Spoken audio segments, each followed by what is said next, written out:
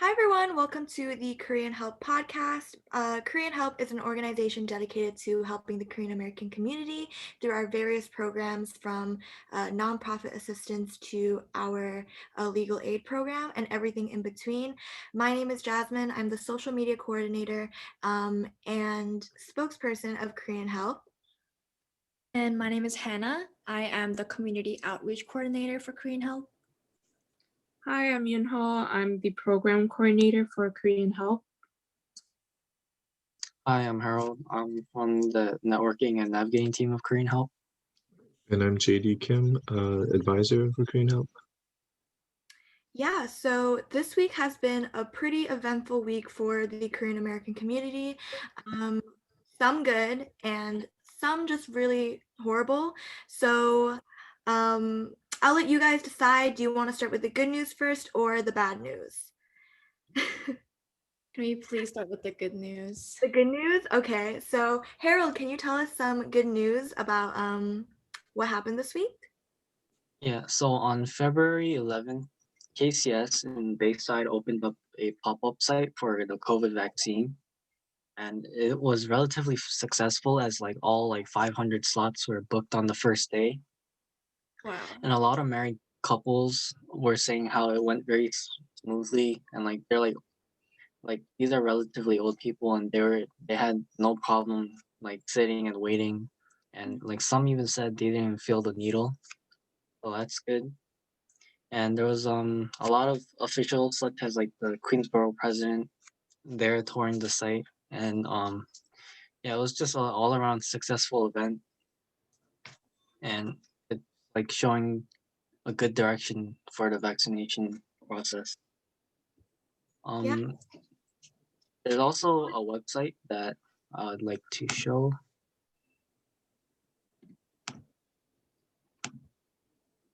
Okay, so on NYC Vaccine List.com, you can search all the vaccine pop-up sites, and if you look at Queens, I guess they're not up anymore, but there's a lot of other vaccine sites that you can look. So if you're around NYC and you're eligible, you should check this site out, nycvaccinelist.com.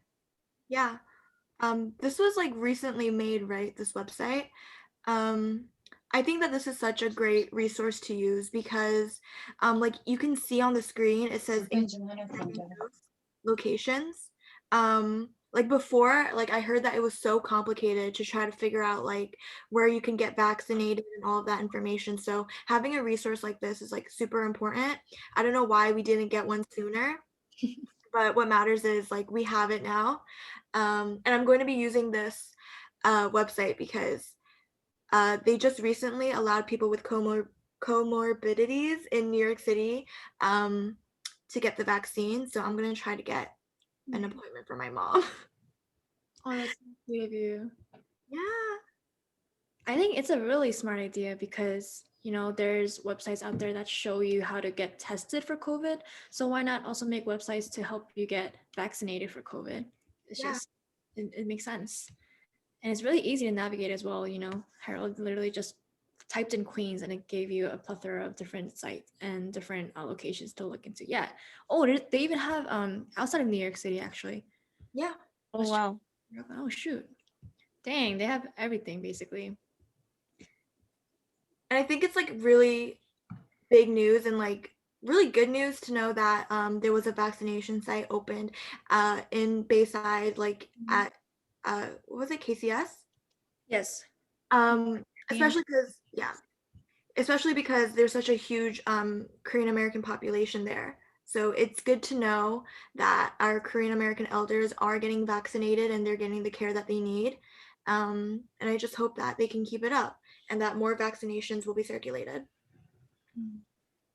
Yeah.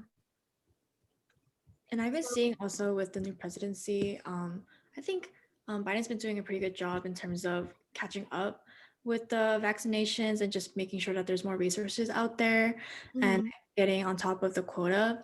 I think we are getting back on track to getting things done and subsiding the virus. It's been so long. Yeah. it's crazy because it feels normal now that we're living in a pandemic, but it's not. Like, this is not something that should be considered as a day-to-day thing at all. The fact that we can't really see each other like that or be in specific areas with a specific amount of people. And, I just can't wait to get back to seeing people again on the regular. Yeah. I think we'll have to jump into the bad news now. Oh no. Okay. All right. So for the not so good news, I thought it would be important to discuss an article about the rise in anti-Asian hate crime, especially in coastal cities with big Asian populations, such as San Fran and New York City. In New York City, there's actually, like, in 2020, there was a 7-fold increase in Asian hate crime since 2019, or compared to 2019, sorry. Yeah, and that's just like super concerning, especially for like elders and like our family members who are like older, like yeah, and also for undocumented people and people who are not good at speaking English. I think those people are like very much at risk. Yeah, and the Asian American Bar Association, they are suggesting that there needs to be a way for people who are victims to directly report to authorities anonymously, like online or through a hotline in multiple languages. Yeah, apparently, like, you can only directly report to the Attorney General's hotline, but that's totally different from like directly reporting to the police and like getting it thoroughly investigated. There's a longer line now. They have to wait even longer, and they probably won't care as much if they have so much other things that they're busy with. And I think it did show, with recent news, how little they care about Asian racism. It kind of goes to show also, um, I don't know about you guys, but I feel as if racism towards Asians has been desensitized, and people kind of turn a blind eye to it because it's normalized. Um, but that's something that needs to change. And yeah, I think mhm. Oh no, Hannah, related to what you just said, I can't tell you how many times I heard people say that, for example, if it's other minority groups like for example, like Black or Latinx, Caucasian people would often not be afraid to. They would be afraid to say a racist remark, but if it's Asian people, they just say it, right? And I think that's because we're very respectful. A lot of us are. We're kind of raised to be respectful and more quiet and reserved. And I think to your point, I think we need to learn to to find our voice a little more and speak up. I just that just kind of comes with 2021 maybe. But, Yeah, I think there are times where it's okay to stay quiet and let things mellow down and let it subside and disappear the problems. But in this case, just being silent and ignoring it is not going to make it go away. Yeah. If anything, we need to be louder. Like you said, JD, like, we need to be spreading awareness. We need to be utilizing our own privilege to talk more on social media and other platforms, and really use our voice to stand up for ourselves as Asians, and also to have other people of other races and ethnicities realize the importance of spreading awareness of racism towards Asians. It's so sad how like racism and microaggressions against Asians have been like so normalized, like you said, Hannah. It's really upsetting. And going on social media, like going on Instagram and going through the stories, it's just so upsetting to see, especially in the past 2 weeks. I don't know what's been happening or what changed, but especially in the past 2 weeks, there has been an uptick in crime against Asians. Every single time I scroll through my social media, it's something new, and it's so upsetting. And I think what's more upsetting, or maybe not more upsetting, but what's also upsetting is Yeah. just like the selective activism. Mhm. Like people, the only people I see sharing or raising awareness about racism and hate crimes against Asians are other Asian Americans. I don't see anyone else advocating for us or trying to spread awareness for us. And it's just so funny. And I don't really like this selective activism. I feel like if you want to fight against racism, you can't just pick and choose, you know? Yes, I agree 100%. Yeah. You know, Harold, you mentioned that the new Queensborough president visited the KCS, vaccination site. We have a good relationship with him, and I really think that he's willing to stand up and kind of be a focal point for this. So we should definitely have a talk with him and see what, we can kind of all raise our voices together in Queens, via him. Yeah, rise up in numbers, right? Yeah. Yeah, I yeah. think just going back to what Jasmine said, um, there have been instances, where it also comes down to us using coping mechanisms to deal with racism towards us. Like, I've definitely know instances where people in my community have been kind of, I want to say, not advocating, but like kind of like facilitating the racism by like laughing it off, you know, Mhm. being like, oh yeah, like using slurs to themselves, right? Yeah. And just letting it cultivate within even the Asian community itself has been a problem. And we definitely need to realize we need to work together in order to get this out and fixed, because there's no way that like this problem will be solved if only a select few of us are talking and actually trying to get things done. Yeah. And Um, oh, I'm sorry, go ahead. Yeah. oh no, you know, 'cause- So you said that the Attorney General has a hotline, but there's no other hotline, right? Yeah, what I got from the article is, yeah, there's like people suggesting that there be a separate hotline for like direct investigation.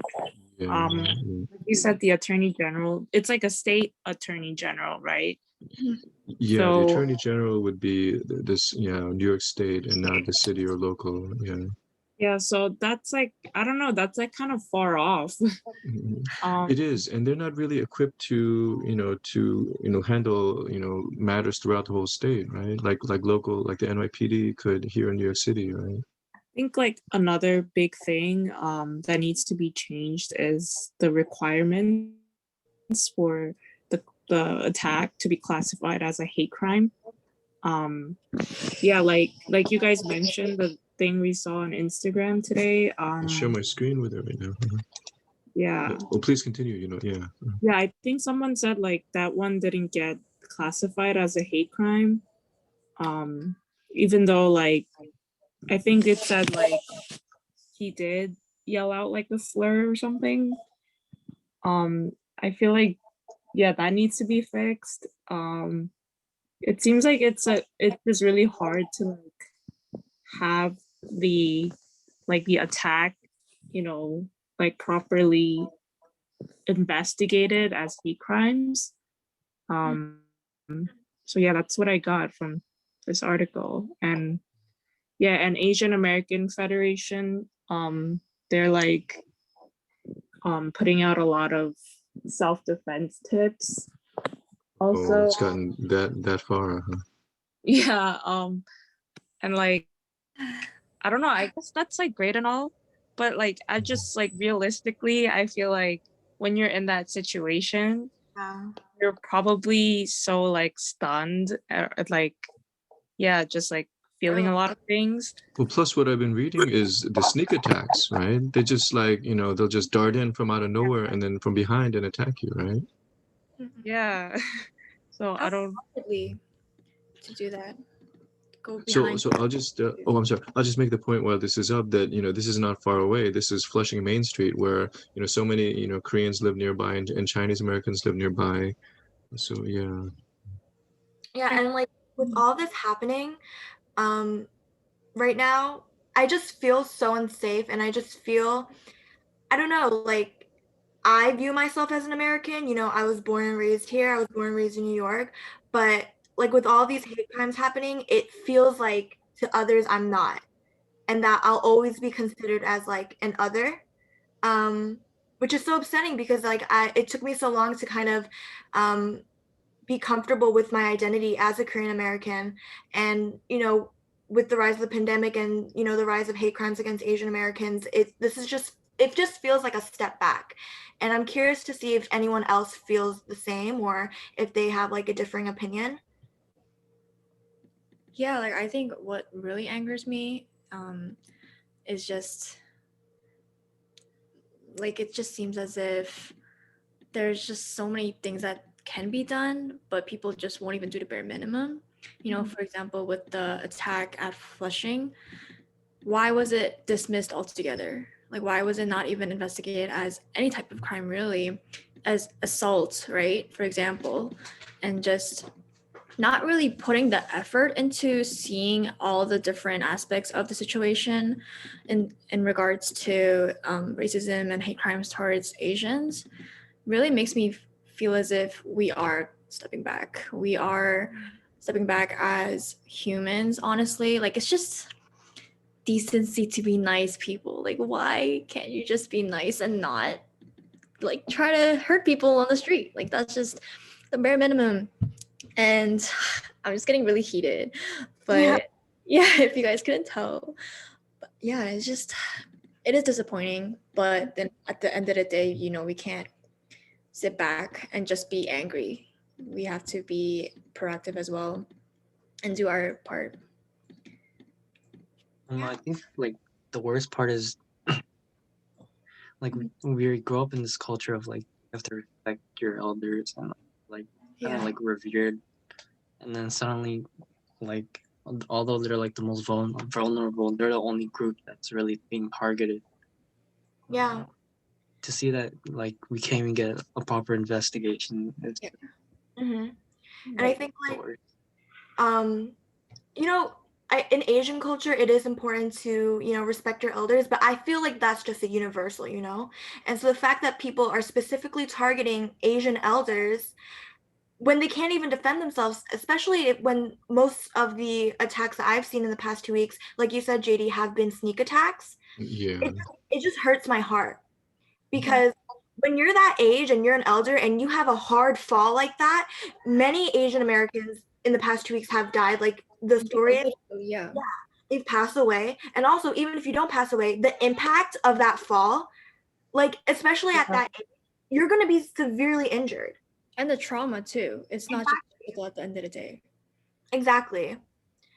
It's crazy And because no, I was just gonna say, like, I feel very helpless, I feel like from what said, we have to contact the attorney general. There's not a direct anonymous way that we can contact like the police. Of course we can call, but it just feels we're working like we are working the system is working against us in a way.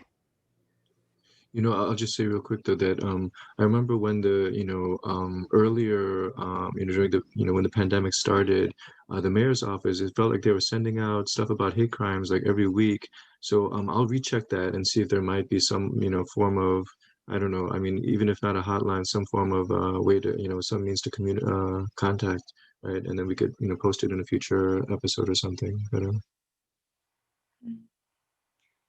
yeah, it's been scary because I'm not only worried for my own self, but also for my parents. Like they are we are immigrants, but then there's a language barrier and then a cultural barrier. So it's like Jasmine said, like and said like there can be shock, so you don't know, you can't even move, and then on top of that, you don't even know like what's the right thing to do at that moment, especially when you've grown up in a culture saying that you need to just be silent and let things slide, and that's just the end of the day.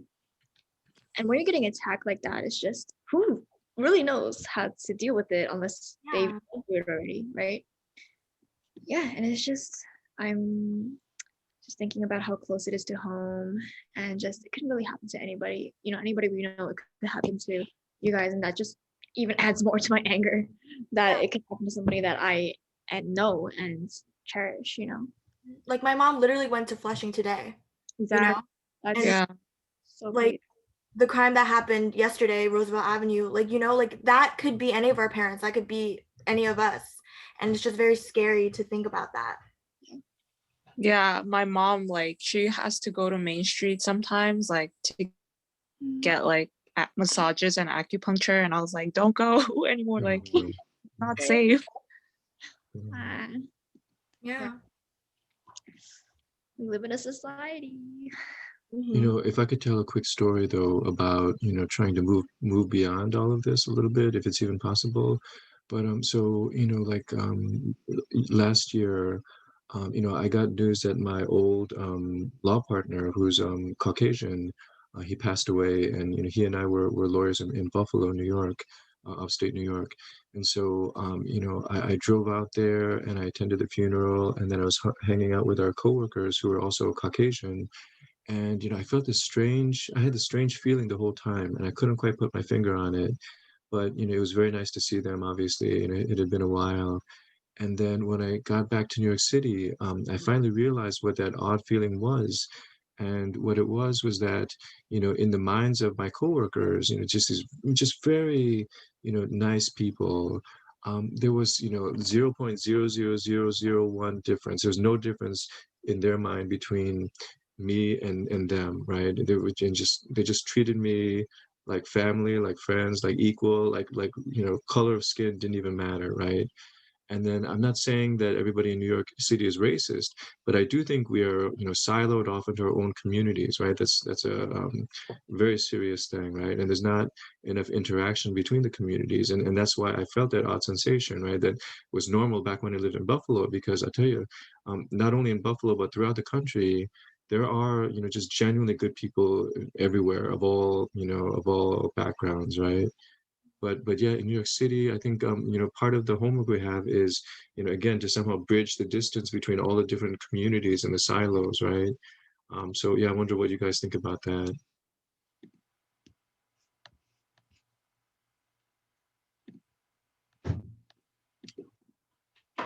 And there's this organization, for example, Jewish Community Relations Council, JCRC, and they played a huge role in, like, building relationships between communities, and it's a very amazing process, right? And you guys, your generation, you guys are just so good and so capable, and I really think the sky's the limit. And so, what do you guys feel that younger Korean Americans could do in New York City, for example, to kind of, spread understanding and better relationships? I don't know, like, I don't really have like an answer, like, of like stuff we can do besides, just like raise more awareness. I think I saw something like in San Francisco, people are offering to like walk with Asian elderly people. Um, maybe if something like that was organized. Yeah, and I also think like in big cities, there's also more concentration of just like crazy people. I think, yeah, especially with like COVID and stuff. I'm not too sure about the specifics, but I know there's like a whole thing about like people not like getting kicked out of like the mental institutions. That's like de Blasio and everything. Um, Um, yeah, no, for sure. The government has struggled to, deal with kind of like the homeless crisis, and so they've been unable to get kind of the treatment they need, and the the services they need. And so yeah, in a lot of cases, there's been news reports of mentally unbalanced people attacking people in the subway or wherever it might be. So that is a huge issue in New York City right now. so yeah, I think that might be like, a bit of an explanation for the uptick in crime also. Yeah, and I think that um, going back to ways that we can help and make our voice heard, like touched on it upon it a little bit, but really utilizing social media. Everything that's trending right now, everything that becomes big, that becomes a hot topic, is because of social media. And luckily, our generation, um, like for me, I'm 20. I grew up with social media, like basically, like growing up, all these electronics and stuff, really taking advantage of that. I also think really joining causes that you really enjoy. Like all of us right now are here at Korean Help because we want to help the Korean American community and we want to give back. And it doesn't even have to be something as big as this. It could be things like volunteering, volunteering your time or donating money to organizations that help the Asian American community, the Korean American community, etc. I feel like there are a lot of different pathways. I feel like it's a little bit more difficult right now because of the pandemic and we're all stuck at home and but I think that social media is definitely like a big part on how we can help and get our voices heard. Yeah, I agree. I think that if there's a will, there is a way. And with everything getting digitalized, especially with news, even the original OG news outlets, they are now also going digital, utilizing social media to advertise their own platforms. And it just really goes to show how much power we have as a younger generation, since we are the ones that are born into technology. We're the ones that are learning about how to use it and using it to even make more connections with people our age and people that are older than us. And it's a huge community out there, and we should be utilizing it not only for entertainment and for social reasons, but also in order to help out with causes, especially with this cause right now with racism towards Asians. Yeah, I just wanted to like reiterate and repeat what and Jasmine said about doing our part on social media. There's always, with Instagram for example, there was a lot blowing up with the attacks that have happened in the past week, and just using that option to share those posts and that option to comment our own feelings and post it on our story and share it to our friends is honestly doing a lot more than we can really imagine. Because like, think about it, back then we could not do this. There was no such thing as Instagram, Facebook. There was no such thing as having the power to spread our own news like this. You know what I mean? And back then we would just be looking at companies to do that job for us, but now we hold that power, and if we have that power, then use it, right? It's also important to uh, like maybe help educate the elderly on like how to use these kind of platforms. Like there may be like some incidents where like one elderly was attacked, but they don't even know how to like Yeah, communicate to the public. Or, like they don't really have anyone around them that can help. Mhm. Trying to give them a platform that they can use. Oh yeah, Koreans, like immigrant Koreans, first generation Koreans, they use the Kakao Talk, right? But they're not as familiar with the other platforms. And also, Korean Help, of course, works very closely with most all major, Korean American organizations.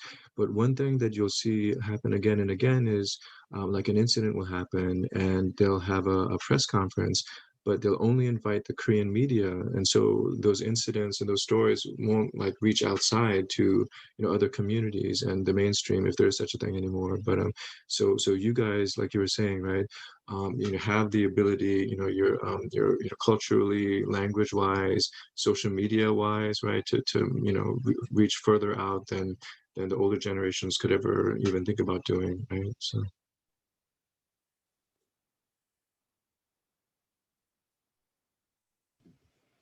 were you going to say something? No, but yeah, I think it's important. Like it would be great to like, get organizations on board um with this stuff. But also like you said, like get local leaders talking about this, such as the Queensborough president. Yes, yes. That's something that we could do and you can help with. Sure, sure.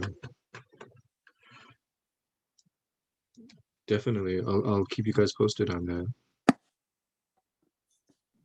Yeah, I think for today, we touched a lot upon our own due diligence, and there's a lot that we can be proud of as Korean Americans, but there are still a lot to be done in terms of I want to say like being appreciated, or like honestly just being respected as a community and as just humans. Like, at the end of the day, ethnicities, races, like when we take those all away, we're all just human, and we need to realize that we shouldn't be basing our actions on prejudices. And just like JD mentioned before and Jasmine mentioned before, like a great way to support the Korean American community and to do our part is by joining Korean Help, actually. And if you are interested, go check out our website, koreanhelp.org. There's no spaces in between anything, no caps, everything lowercase. Again, koreanhelp.org. And thank you for listening to us. And always remember that your voice is powerful, and make sure you're heard by being active in your community. And don't forget to subscribe, and we'll catch you next time. Bye bye.